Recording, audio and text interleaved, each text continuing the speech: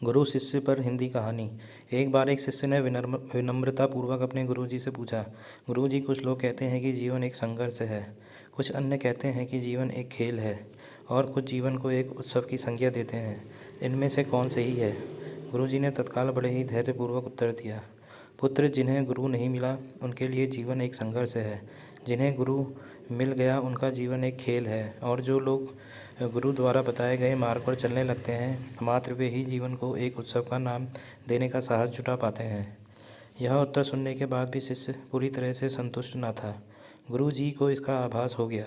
वे कहने लगे, लो, तुम्हें इसी संदर्भ में एक कहानी सुनाता हूँ। ध्यान से सुनोगे तो स्वयं ही अपने प्रश्न का उत्तर पा सकोगे।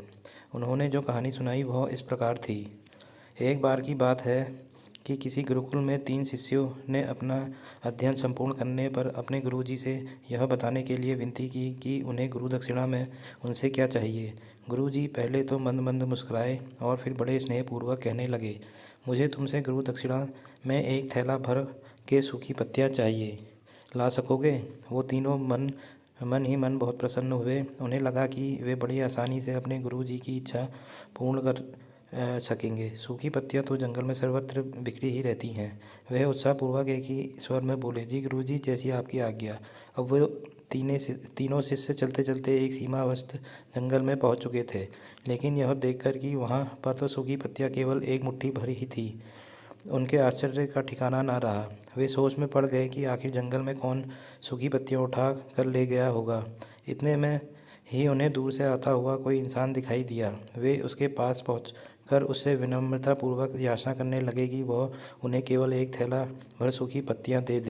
अब उस किसान ने उनसे क्षमा याचना करते हुए उन्हें यह कहा कि वह उनकी मदद नहीं कर सकता, क्योंकि उसने सूखी पत्तियों का ईंधन के रूप में पहले ही उपयोग कर लिया है। अब वे तीनों पास में ही बसे एक गांव की ओर इस आशा में बढ़ने लगे थे कि हो सकता है वहाँ गांव में उनकी कोई सहायता कर सके। वहाँ पहुंचकर उन्होंने जब एक व्यापारी को देखा तो बड़ी उम्मीद से उससे एक थैला भर सूखी पत्तियाँ देने के लिए प्रार्थना करने लगे, लेकिन उन्हें फिर से एक बार निराशा ही हाथ आई, क्योंकि उस व्यापारी ने पहले ही कुछ पैसे कमाने के लिए सूखी पत्तियों के दोने बनाकर बेच दिए थे। लेकिन उस व्यापारी ने उदारता दिखाते हुए उन्हें एक बूढ़ी माँ का पता बताया, जो सूखी पत्तियाँ एकत्रित किया करती थी।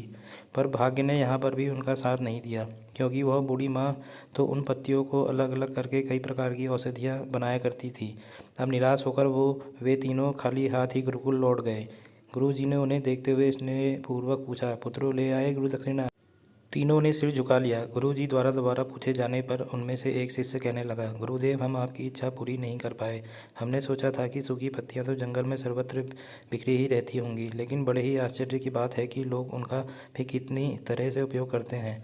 गुरुजी फिर पहले की ही तरह मुस्कुराते हुए प्रेमपूर्वक बोले, निराश क्यों होते हो? प्रसन्न हो जाओ, और यही ज्ञान की सूखी पत्तियाँ भी व्यर्थ नहीं हुआ करती। मुझे गुरु दक्षिणा के रूप में दे दो। तीनों शिष्य गुरुजी को प्रणाम करके खुशी खुशी अपने अपने घर की ओर चले गए।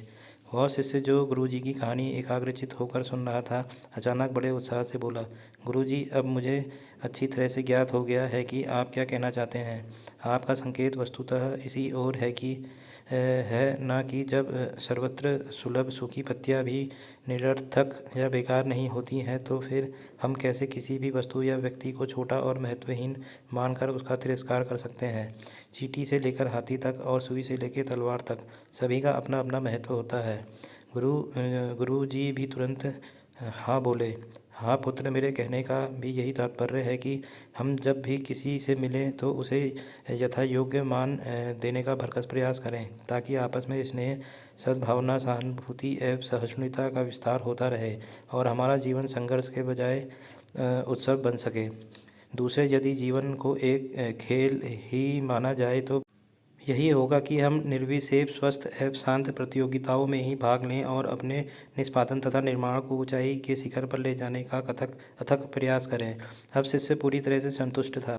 अंततः मैं यही कहना चाहता हूँ कि यदि हम मन, वचन और कर्म, इन तीनों ही स्तरों पर इस कहानी का मूल्यांकन करें तो भी यह कहानी खरी ही उतरेगी।